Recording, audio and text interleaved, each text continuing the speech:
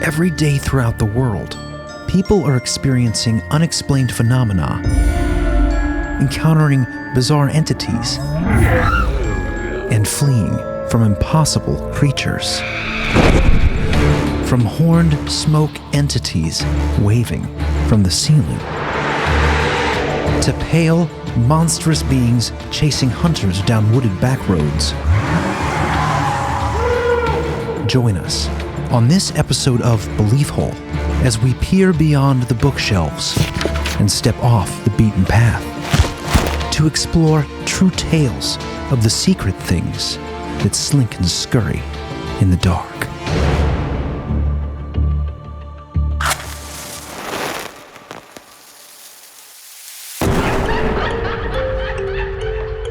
Conspiracy, synchronicity, Sasquatch, homunculus, alien races, Satanism in Hollywood, MK Ultra, Tartaria. There's like a whole. I've been watching this one guy. Close the door, Ed. Jeremy, Close your door. What's the Inner Earth Disagreements. Ghost Dad. I like that movie. Dogman, Bohemian Grove, Feldman, magicians are demons, specters and spirit spooks, summonings, sleep paralysis, strange disappearances, Sky whale phenomenon. alternative history, shadow people. Shh, quiet. I'm trying to say words with my mouth. It's getting dicey out there. Poltergeists. That's cool. Anunnaki. What is the moon? Elf towers. I would never talk about it. That's old. Y2K. Cover-ups. Apocalyptic catastrophe. Vampire.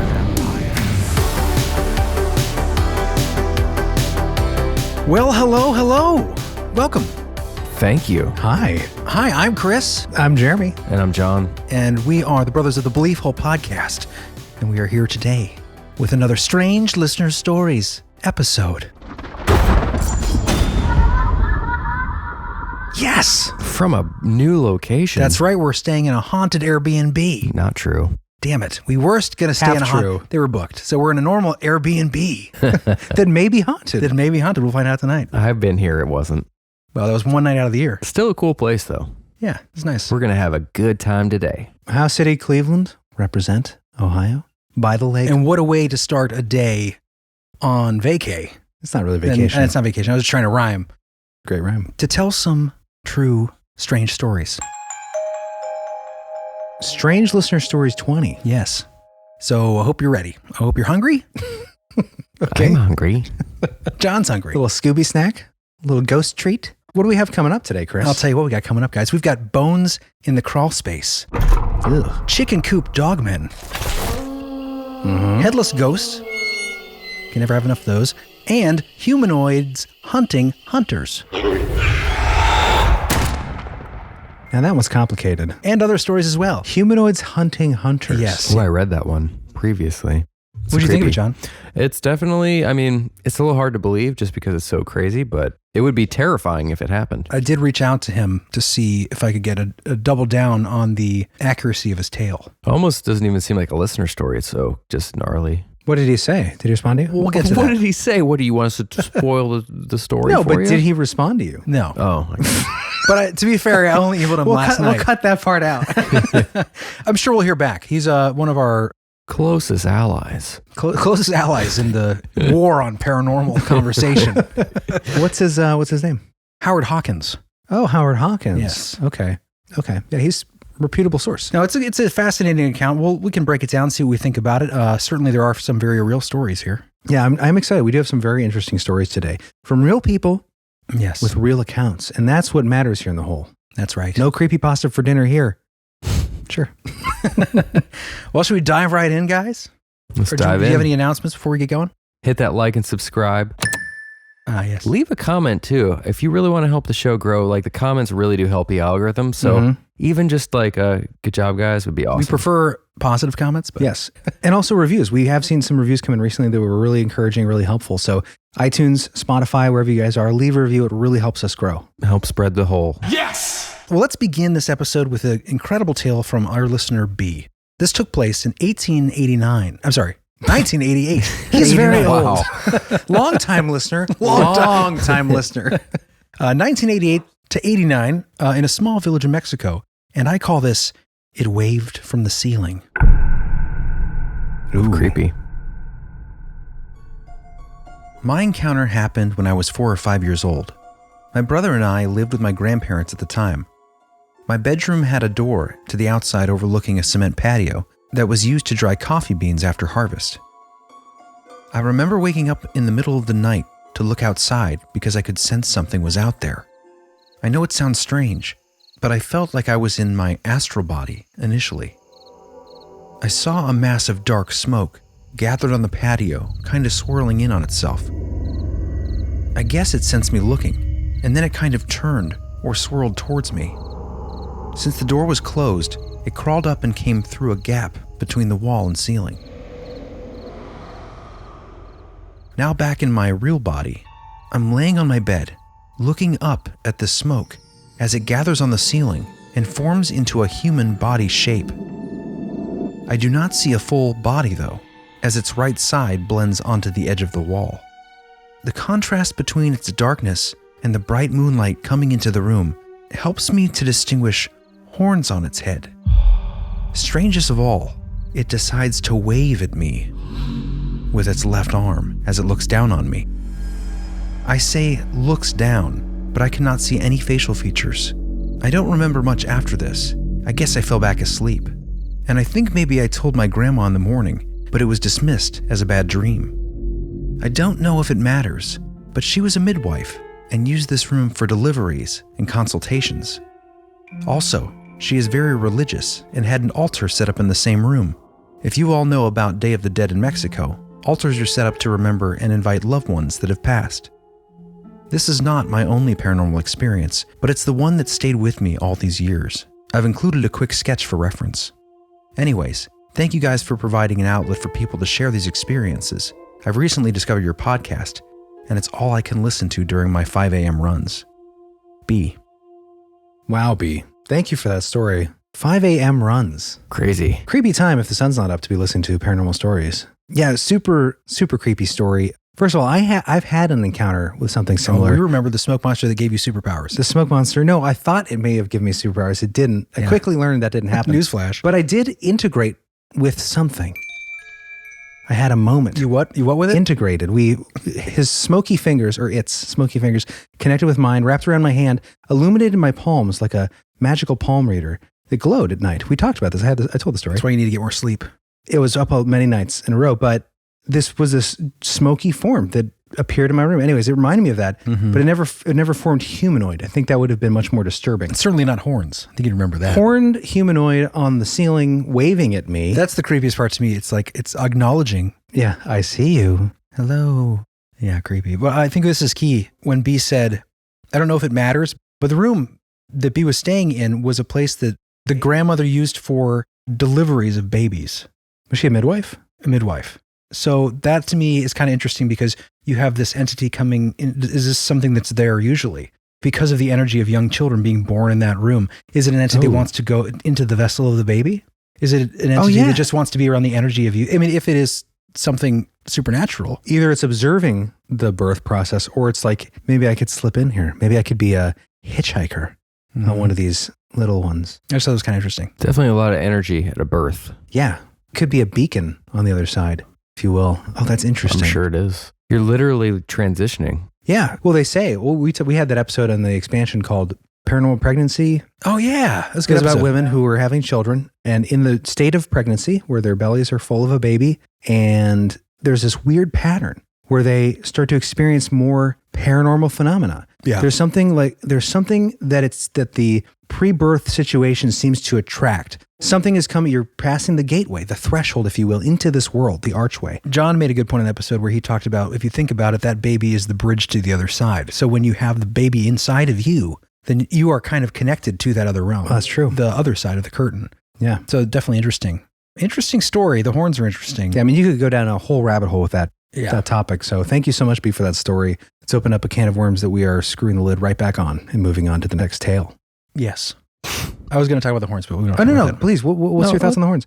Oh, no, this was actually an interesting thought about the horns. All I was going to say was, you hear horns, you immediately think demonic, but it's interesting because, I mean, at least biblically, there's not a lot of discussion of horns related to evilness. It's more of a later adaptation. So if there's a horned thing, it's necessarily an evil entity or just something that is astral or whatever. No, that is an interesting idea because, with the devil, and demons. I actually Googled this when the story came in about, does the Bible say anything about horns on the devil or demons? And of course the answer is no, right? This is an adaptation. And it made me think. Trying to adopt pagan ideas. Well, that was my theory. To demonize pagan symbols and stuff. Right. That was my theory, was that we have the horn god Cernunnos, right? Which is the horn deity. Pan.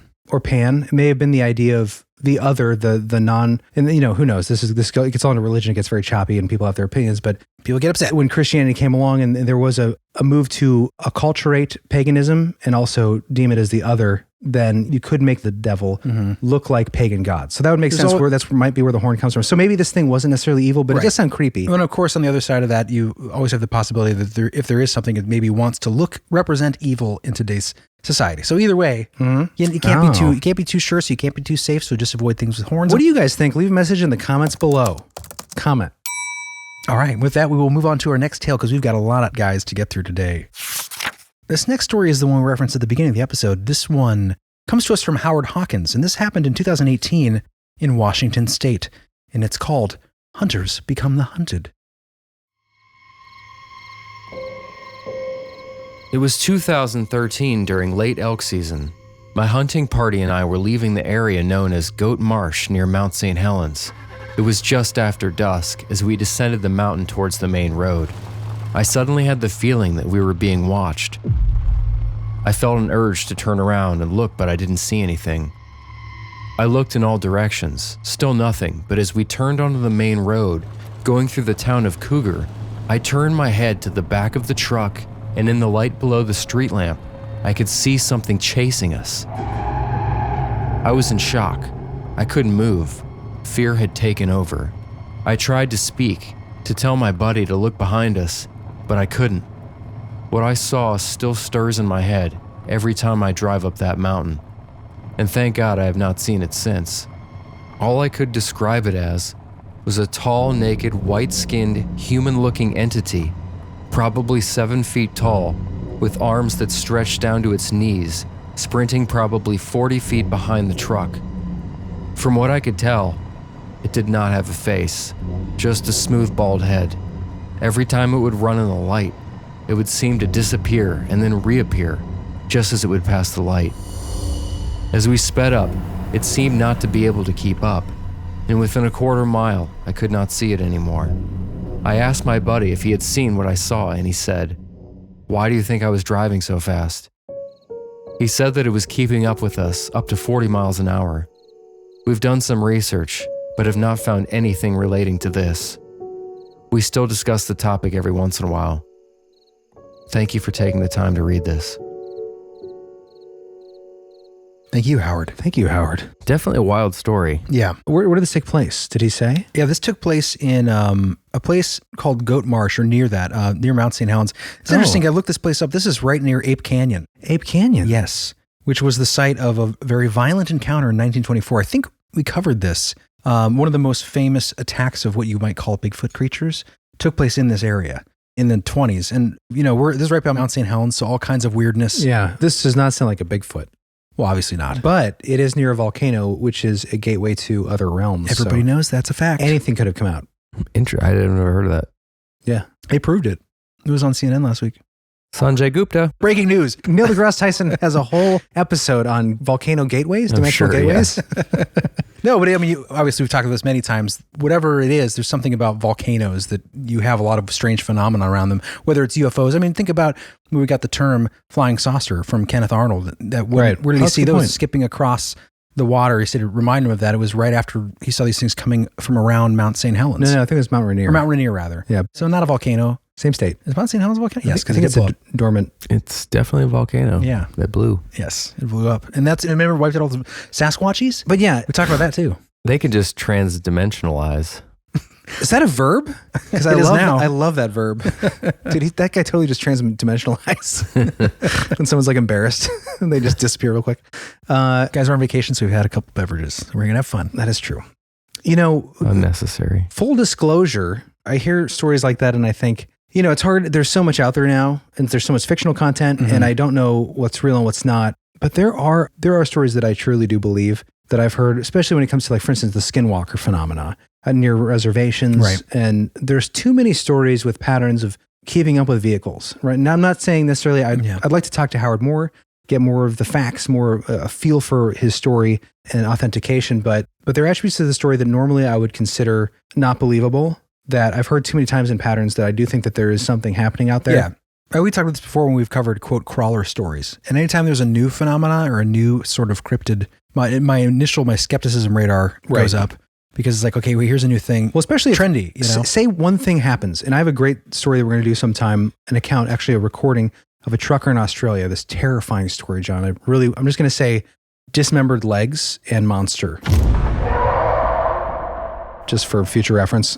So I guess my point is, hearing the guy's voice in the recording, if I hadn't heard a recording of it and I just read it, I would thought instantly creepypasta. But there are things out there, I think, that maybe one thing happened, maybe the first crawler story happened and there were real things like this going on. We've had people write in that I trust, but then it gets picked up so much by creepypasta that you start to hear stories and you're like, I don't know, there's so much of this seems like it's trending.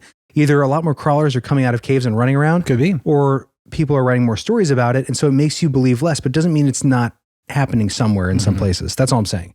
John, thoughts? I mean, that doesn't sound like a crawler to me. I didn't know they were that tall. It's a runner.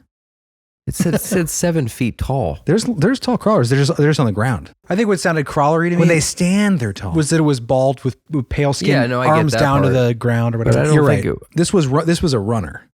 I mean, I don't mean that's that. I'm not saying that's what they're called, but it was standing, running, probably. I mean, it's a rake, right?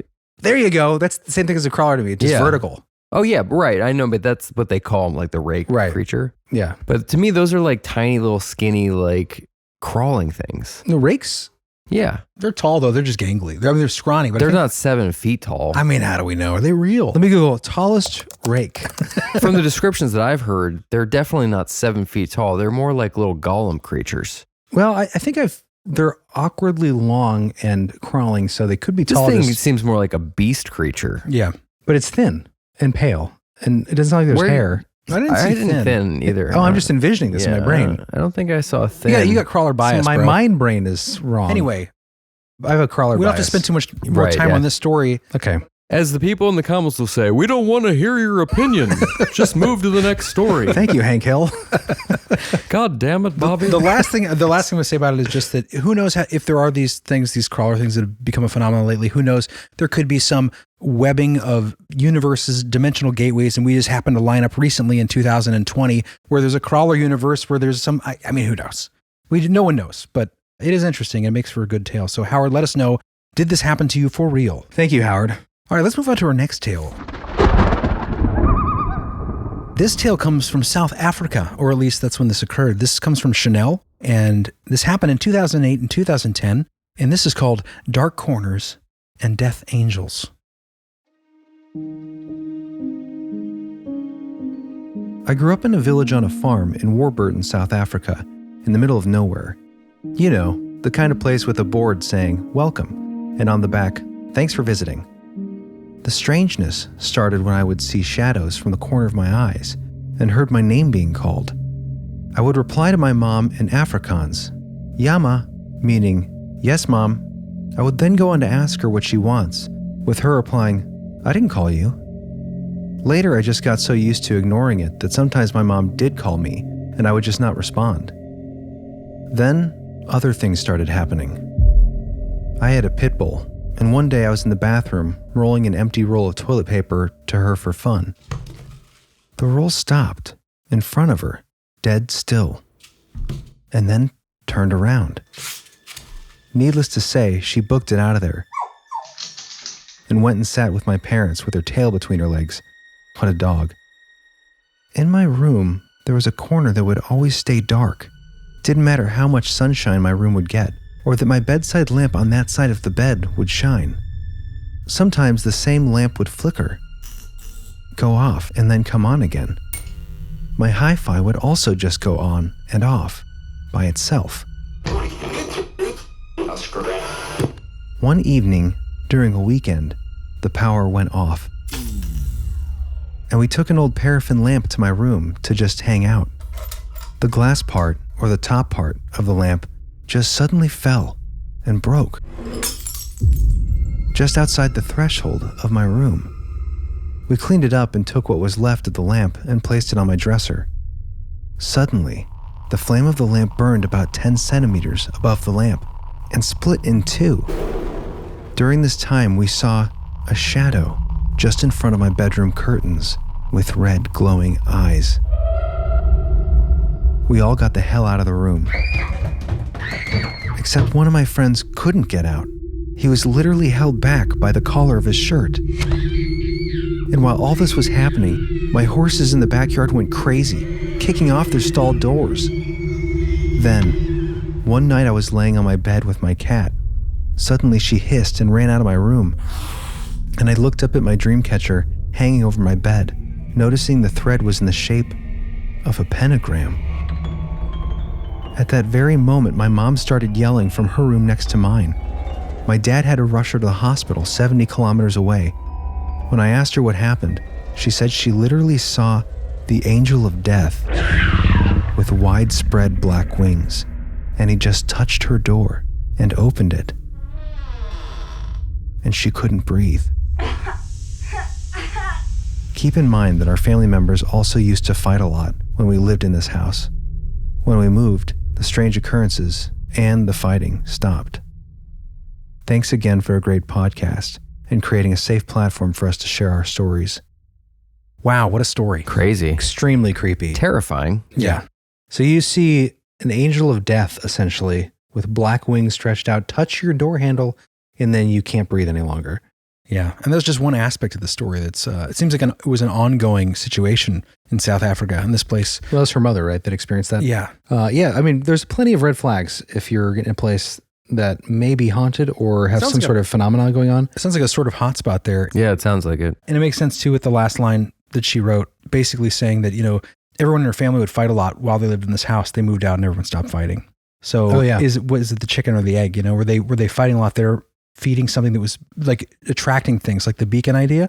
Or was it this place, these things were already there and it made them? Yeah, it sounds like a good place to take some anecdotal evidence.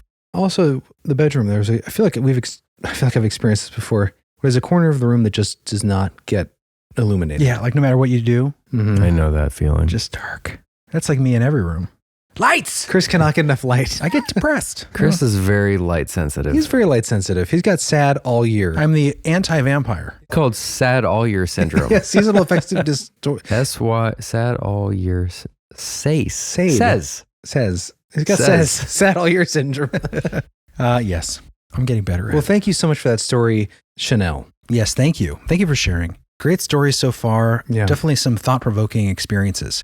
We appreciate those. The world of the weird is opening. Right in front of you, ladies and gentlemen. Yes. I hope you're enjoying it and having a wonderful day or evening. Safely Paranormal. What? I don't know. It's a great YouTube name. Safely Paranormal. That'd be great if you were giving just tutorials on how to do safe Ouija board practices. Oh, that's actually, yeah, I can see that. Or like you're doing ghost hunting, but so you won't be possessed for sure. And so you're going in with the right gear and you're not putting yourself in too much danger. Yeah. Make sure you have this equipment and you're not stepping on the building structure's safe.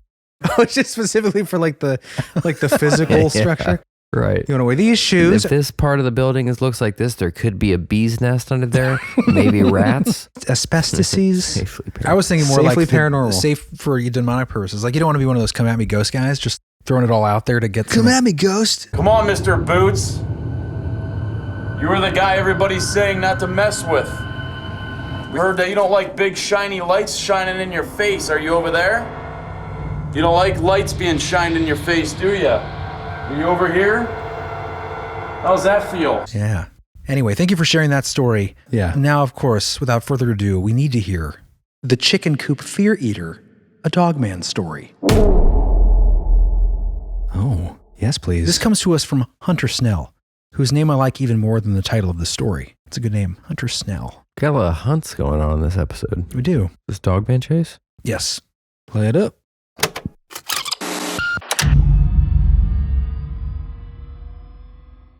Hey guys, big fan of the podcast. Just binge listened to everything in the past week or so at work. But the most recent episode, the Dogman episode, got me thinking about a particular encounter that my friends and I had when we were younger. I was probably my freshman year of high school. It happened in summer of 2015. We frequently went and hung out at my friend Colton's house for the summer, a couple of weeks or so. And one night, we were all hanging out. There's a chicken coop in the backyard in the middle of the field that was emptied out, cleared, been abandoned for a long time. So we go back up there and hang out and, just do whatever. One night, we were all hanging out there, and my buddy Chris and I wanted to go back inside and get some more drinks. So went inside, grabbed some sodas, and on our way back out, we decided, hey, let's play a prank on in there, So we got down, laid on the grass. The grass was about knee-high, so we're sneaking up. We threw some bottles at the roof, the glass bottles they hit, tinged all over the tin roof. Freaked them out, whatever, and then we started messing with them, like, oh, yeah, we don't know what happened, blah, blah, blah. Well, we lived on the street. There's a dead end that you can walk down to, maybe a quarter mile or so, and it turns around and comes right back. And so we frequently walked up and down, and late at night, we thought that was the perfect time to do it. Kids out in the summer doing whatever kids do. So we started walking, and our other couple of friends were ahead of us. Chris and I were in the back, congratulating ourselves, talking about how great it was we scared them. And suddenly, it's like a flip switched. And I became hyper aware.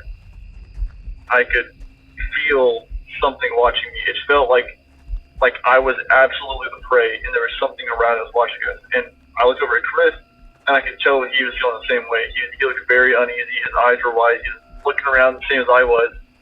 And over to the left side of the road was a field with similar, about knee to hip length grass. And in it looked like a dog crawling down low. But it was so tall, I could see the top of its head and the ridge of its back. And it was just moving alongside us in the grass. And immediately, just chills up my spine. I turned to my friend Chris, and I told him, like, dude, you see that? And pointed in his direction, and we both started getting very uneasy, uncomfortable with being there. And we just, didn't want to be in a situation at all. We wanted to leave. So we were trying to convince our friends ahead of us that, hey, let's just turn back around, we're not really feeling it. And, of course, they didn't want to listen. They thought we were messing with them again. So we were watching this animal, this thing skulking across the grass. And at some point or another, we lost it. We couldn't see anymore. So we started freaking out. We weren't interested in sticking around. So we're going to speak out to our friends, tell them, hey, it's time for us to go. We don't want to be here. And suddenly, large piece of brush right off the road started violently shaking. And then it split open, and this huge dog, I mean huge, I'm saying it's on all fours, 5 feet tall, and impossibly huge. It sprung out. And immediately, without saying a word, I just turned and started running. And my first instinct was just get away from it as fast as I possibly could. So I was sprinting down the road. I was fearing for my life, just hair in the back of my neck, standing up, as I hear the snarling and growling behind us. And as I run, I hear the nails hitting the road, just getting closer and closer and closer at a speed that I didn't think of it at the time. There's no way a dog could run that fast. We were all sprinting as fast as we could, and I could feel hot breath on my neck. My whole body stood up on end, and I really honestly thought I was about to die. This dog was going to catch me, and that was going to be it. But despite how close it was the entire time, despite it gaining on us so fast, absolutely no problem for it at all, it never touched any of us. It never came close to biting us. We could feel its breath. We could hear it right behind us, but it never got to us. We turned around, or at least I turned around at one point to check if it was there, and it had just vanished. So we kept running till we got to the house, got inside, locked the door, and that was that. So, anyways, love the podcast, keep the good work, love you guys. Thanks. Wow, thank you so much, Hunter. Yes. It's almost like a ghost. Yeah, vanished. Reminds me of that cherry bomb muffler story. Mm-hmm. Yeah. It's just right there, but it just didn't quite get. And the other one too, where those teens were like running. It's like it's a fear eater. It is a fear eater. It doesn't want to catch you. No, it wants to just frighten you. I don't think it can. Yeah, it feels like a specter of fear. It's this thing that just manifests to scare the crap out of people and absorb that terror, and then never does anything. It never follows through. Like there's the story from Jefferson County from Linda Godfrey, I believe. I think that's Jefferson County, where there was a group of teens and they were on this back road and they end up running from this thing. They can feel it like it's almost scratching their... Oh, right behind them. Right behind them, they can feel the breath on the back. Same thing. And then, the cherry bomb muffler story that we did in our most recent Dogman episode with the nails just click, click, click, clack. Click, click, click, click, clacking on the road as it ran along beside me. That same, you can hear it, you can feel it, you can feel the breath. But even though this 5 foot tall, as it's on all fours, this gigantic beast chasing you, you live to tell a tale and you live to live in fear. Yeah. As I was going to say, I titled it Chicken Coop Fear Eater, which obviously it sounds like a fear eater. A Dogman story. Technically, there's nothing specifically dogmanish about the story. It sounds like a giant dog. HellHound, if you will. You hear a lot of those stories. Some of our earliest accounts that we've reported on this show were giant sort of black shuck. That's a good point. Experiences. Heidi's story, that goes back to that. And we had another one in the road. But what I was going to say real quick, this is interesting. It just made me think about the fear eater aspect. When did they see this thing? They saw this thing only after they were drawing the fear from their friend by playing a prank on their friend in the chicken coop. Did that attract this thing in the first place? Was it the scary prank they were playing on their friend that sort of summoned this thing to, it's like you're baiting the area. Yeah. In the dark, playing a prank on someone out in the wilderness. Oh, yeah. Suddenly this thing appears. It's like, I'm sure they can read energy if they feed on it. Mm-hmm. Yeah, it's like blood in the water. It's like chum. We've talked about that idea too before, that sinister pleasure you get from getting ready to scare somebody, like really scare somebody. It starts to feel a little dark. There's a darkness to it, but a dark joy. It's really creepy. Yeah. It's a weird concept, but I've experienced that before. And I feel like that very well could be something that is chumming the water, as you say, of the ether, of the darkness, the other side. Absolutely. Well, thank you for that, Hunter. Very creepy. Yes. All right, guys, if you are up for it, I am ready to take a very fast break. Yes. You guys ready to take a quick break? I think it's good. It's a good time for a break. Chris, before we take a break, what is coming up in the expansion this week? Yes, for the expansion, this is going to be an exceptionally interesting episode. We're going to be talking about a concept that I think is fascinating. John, you've experienced this yourself in real life, but the idea of confronting or experiencing others in our reality who don't really belong.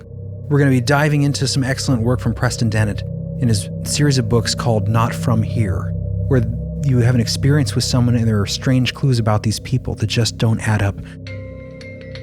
They are not either terrestrial, maybe not human, but some pretty excellent tales about this. Not only this, but also I've got some pretty excellent stories of people being rescued from the sea, from boat accidents, etc., from UFOs and their occupants. Sounds fascinating. Yeah, it's going to be a fun episode. So definitely sign up for the expansion, guys. For the cup of coffee a month, you can have double the episodes, fully produced, fully funulized, or however you want to say it. Funulized. So head over to believeful.com, click on the expansion button. Join the expansion, big red button. And become one of our beloved. Yes! We've got quite a few episodes up now. Oh yeah, over 100 easy. And they will be forever onward going. And we've got some live streams up there too for you. Absolutely. All kinds of weird wildness. So check it out, guys. Believeful.com, click on the big red join the expansion button, and we will see you after the break. Enjoy this clip of the expansion.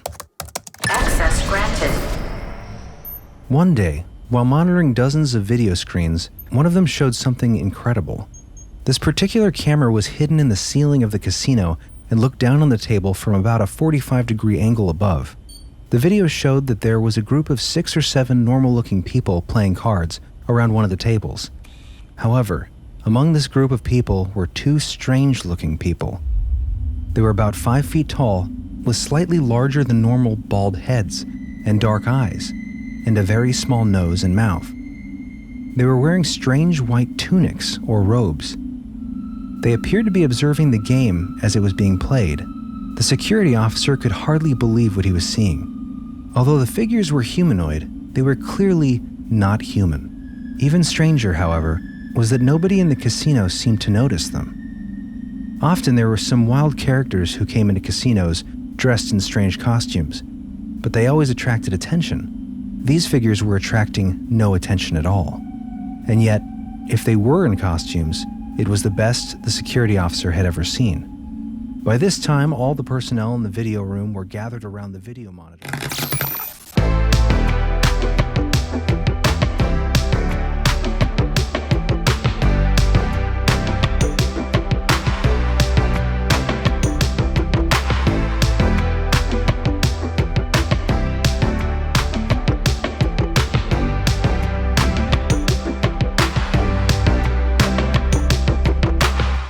Hi, fellow citizen. Welcome back, guys. Welcome back. Yes, we are back at it now, uncovering the strange weirdness that exists under all of reality every day. Or maybe in crawl spaces. Or maybe in Crawlspaces, which takes us to our next story. Jeremy, you must have the outline in front of you. I sure do, and I'm ready to go. This is a fascinating tale, and I love these stories because there is a twist at the end that gives you some corroborative evidence to the story. This is simply called The Crawlspace, and it comes from Jonathon, of all people. And this occurred in Amarillo, Texas, between 1994 and 1999. I'll start off the story by setting the stage a bit. When I was a little child, about 4 years old, we moved into a small house behind a junkyard off a highway in Amarillo, Texas. It's a relatively small town in the Texas Panhandle, and there are some older buildings and houses. The house we moved into is one of them. It was an absolutely ancient stucco house. It was at least 100 or so years old. Of course, it was modernized, but it had been there forever. My bedroom was towards the front of the house and shared a wall with the living room, and had a large bay window facing the garden and the yard. My bed was in the corner with the window directly to the left of the bed. I don't know exactly when it started, but I do remember how it started. I would be playing in my room when I'd hear a familiar voice saying, "John." I'd respond and hear nothing. I'd then go into the kitchen or living room, wherever my parents were, and ask what they wanted. They would almost always say they hadn't called after me. Being a small child, I never really put much thought into it, or at least I don't recall it bothering me beyond pulling me away from my Dragon Ball Z action figures' fierce battle with my dinosaur toys for no reason. This went on for as long as I can remember, but one night, I was fast asleep, and I heard my name shouted so loud that it jarred me awake. John! John! It sounded very urgent, like someone was screaming for me to wake up. I remember sitting up and seeing, in the moonlight from the bay window, a weird type of mist in the corner of the room, about the same height as myself, vaguely human-shaped, but mostly as an iridescent blue mist. I couldn't take my eyes off of it. I started to get really scared when I just felt an intense sense of calm wash over me, like this was a good friend and I had nothing to fear. I don't know why. I just knew it meant no harm. As I stared at it, I remember asking, "Who is that?" I don't remember it saying anything. I just remember feeling like my body got heavy and my eyes began to close and I went right back to sleep. After this night, I would see that mist alone every night. We never spoke that I recall, but it was always there. And I always assumed it was a guardian of some sort. This went on for years and years, until I was about 9 or so. One night, I awoke to see it right at the foot of my bed instead of off in the corner. It did startle me a bit. I'd never been this close. It was now that I saw a shadow pass across the room. I couldn't tell what it was. It was just blackness moving in the moonlight, from the window behind and to the right of me. I pulled my blankets over my head and just sat there, shaking, wanting to call for my parents, but something told me that was a bad idea. I felt something press on the edge of the bed, heard a loud pop, and then the pressure was gone. After a few minutes, I moved the blanket down and the mist was gone. I never saw it again. A year later, while attempting to expand the crawlspace, my dad found a human bone. Turns out there were 2 children's skeletons and an adult buried under the house. We moved a month later into my grandma's house and never spoke of it again.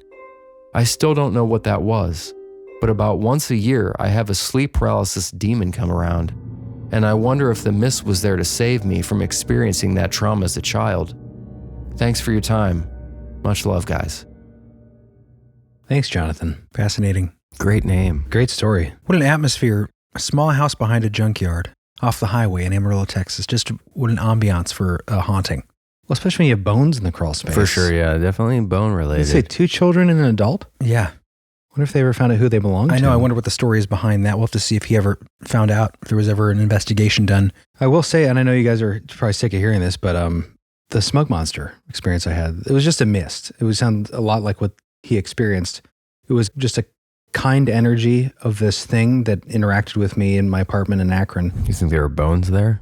Maybe. It was from like 1810 or something. It's true. An old building in Akron. Yeah, but it was a pleasant experience. Very surreal, but very, I don't know, kind. Mm-hmm. You got lucky. Which is why I thought I might have superpowers after, but I didn't. Yeah. But yeah, it was not a negative. I called it a monster, but really it was just something Seemed unidentifiable. pretty super to me.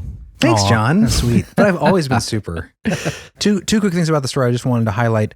Heard a loud pop. Yeah, what was and that then about? The pressure was gone. I've heard this in stories before with haunting experiences where there's an apparition and there's a physical pressure? change in the atmosphere. Obviously, like the cold spots, things like that, but the pressure change. But an audible pop is An audible interesting. pop, very fascinating. And the other thing, the calling of the name, right? Like the mimic. John. They think it's his mother calling all the time. John getting used to that. I'm just an interesting thing to highlight on that story. The mimic, yeah. And there's a lot of fascinating attributes to that story. It would be interesting to see if we could cross-corroborate that concept of the pop. So I'm interested in that. That is a really unique kind of attribute of the phenomenon. I have to underline that and put in that in the notes for the future. Thank you, Jonathan. Fascinating story, man. Really appreciate that. Yes. Let us know in the comments, guys, what you think about that story. What do you think it was? What was this mist? Was it the former inhabitants of the bones or something else entirely?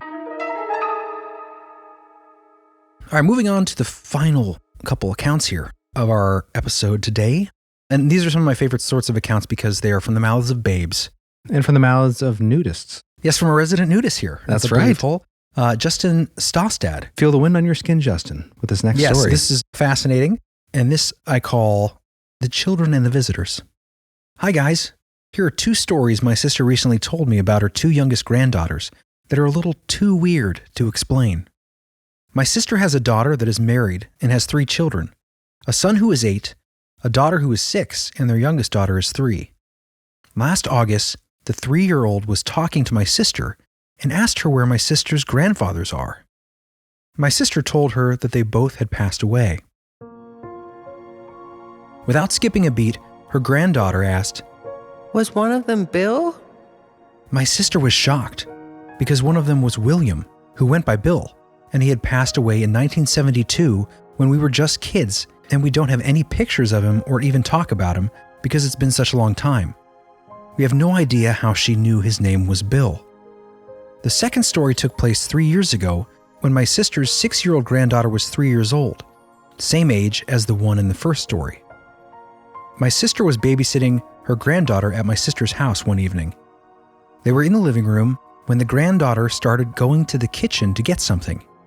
She got to the short hallway leading to the door, going into the garage, and my sister saw something that startled her, and she froze, staring at the door.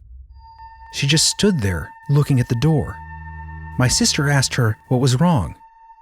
Then she looked at my sister and said, These people want to talk to you.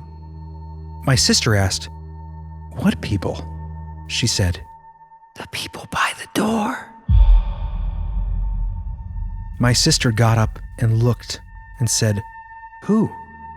There's no one there. Her granddaughter said, Yes, there is. They're talking to you. My sister asked, What are they saying? Then she replied, I don't know, but they want you. Then my sister asked, Who are they and how many of them are there? Her granddaughter said she didn't know who they were, but there was a mom, a dad, and 2 kids. My sister was to the point where she didn't know what to say next, but then her granddaughter said, Never mind, they're gone now. My sister asked, well, where did they go? Then she said, They faded away and now they're gone. My sister didn't know what to think of that, and there were a few other times that her granddaughter said she saw people in their house. After she told me that, I started thinking, it is an old homestead that they bought out in the country. There wasn't a house there then, but they built a new house and put up some outbuildings. The original settlers here were German, so maybe there was something there, and they were speaking German, and that's why her granddaughter couldn't understand what they were saying. I don't know. It just seems really strange. I don't know if you can use these stories, but I hope you, at least, find them interesting. Take care, and thank you for all the hard work you guys do to bring us these stories. Thank you, Justin. Yeah, we appreciate that, Justin. That's an interesting little thought he had there about maybe they were speaking German, and that's why she said, I don't know what they're saying, Mom, but they want you. Yeah. I thought that was cool. Mm-hmm. She could engage their intention, but not understand specifically what they're saying. Yeah. Yeah, that's fascinating. The language bridge still exists on the other side. From the mouths of babes. And just to tie it in perfectly, our last account here has the same sort of situation happening. Jeremy, this one's for you. I guess you can kind of guess what happens because of the title of this. And for those who might have some sensitivity to discussions about suicide, there's just a brief bit about that in this short story. It's not super dark, but it's an element. So just putting that out there. This comes to us from Kimberly. This happened in Concord, 2011, and I call it His Head Fell Off. Your podcast is amazing, and I love listening. Thank you for doing what you do. You guys make my workday go so much faster and way more awesome. Well, you are awesome, Kimberly. Yes. So awesome. Thank you for listening, Kimberly. So when my daughter was 3 years old, she told me something I would never forget. Each night, I would lay in bed with her until she fell asleep. One night, out of the blue, she started asking me about her grandpa. She wanted to know his name. I listed all the ones I could think of. She said, "No, Mama, not those grandpas. I have another one." I remembered her father's grandfather and said his name. She then told me that was who she was talking about. She said, "Mama, his head fell off, but it is better now." I asked her how she knew this. She said she talked to him, and he told her she was his granddaughter. Now this is where it gets creepy. He had committed suicide a year before she was even thought of. Her father's family was and is very odd when it comes to death. They don't speak of them. They didn't even have a funeral. No one had ever mentioned him to her. And why would you tell a baby about her grandfather shooting himself in the head? She had never heard his name or what happened, yet she knew his name and that, quote, "His head fell off, but he's better now." It made my hair stand up. I couldn't believe what my 3-year-old baby girl was saying. I wanted to share this with you guys. Take care. I hope you find my story as creepy as I did. Well, we did, Kimberly. Yeah. Yikes. Interesting. I mean, when I first read that story, it just made me think of the idea of, is it important to remember the dead? Right. To, you know what I mean? To carry on. Because if you just disregard, you have the concept of spirits who, whether it's a murdered victim or something, some traumatic ending. Yeah. If you don't acknowledge their presence, are they just going to be wanting to be acknowledged? They're just in the ether. Yeah. I mean, it's creepy as all heck, but it's also not completely negative. Yeah, it was a kind of a positive thing, I thought. It's kind of nice. He's better now. He's better now. It's true. His head is back on. There's definitely a positive twist to that. Yeah. And it's interesting too, because if you think about it, relating to the Justin stories right before that, so many weird, I just realized this rereading these, but there's so many commonalities between them. First of all, it's about grandfathers. Mm-hmm. And the other one, it was grandfathers. It was 3 years old, 3 years old, 3 years old each. Oh, weird. Each Magic threes, man. Granddaughter. Magic threes is so funny because one of the stories I almost did was about the strange experience with the number 3 involving 3 flashes, driving home at night, 3 nights in a row of dreams of 3 dolls. We'll do that story next time. Really fascinating story. But I had a whole breakdown of the magical number 3 that would have been included in this episode. But here you have 3 generations, 3 years old. In this story, it happened 3 years ago. Just weird. Synchronicity maybe, but yes, from the mouths of babes, you can find some of the strangest truths about our reality. Yeah. Thank you so much, Kimberly. And thank you, Justin. And everyone who has submitted stories here today. These were some of the best stories I think we've had in a while. Absolutely. We always have great stories and listener stories, so I don't want to discount any in the past, but these were really good, I thought. For sure. I really appreciate them, guys. For sure. Thank you so much for submitting these. And unfortunately, we do have to skip the thank yous this week, but if you haven't heard your name read yet, we promise we will get to it. And thank you to all the new people that have signed up to help keep the hole growing. All right, guys, we hope you dug that episode. Make sure to sign up for the expansion so you can join us over there where we're going to get into accounts of strange people who should not be. Run-ins with people who are not from here. If you made it this far, you're definitely coming. That's right. Get on the train. Go to thebeliefful.com, click on the big red join the expansion button. And if you're still here on YouTube, please click the subscribe and why not the like button? Like button's there for you, just waiting for you, just asking you to click it. Like it. I personally don't believe there's not one person here. They're all expansion members. No, they're not. They better be. Get over there, Get you little over. silly beings. We miss you. You little silly You beings. silly beings. That's weird. All right, guys, until then, we will catch you next time On Believeful.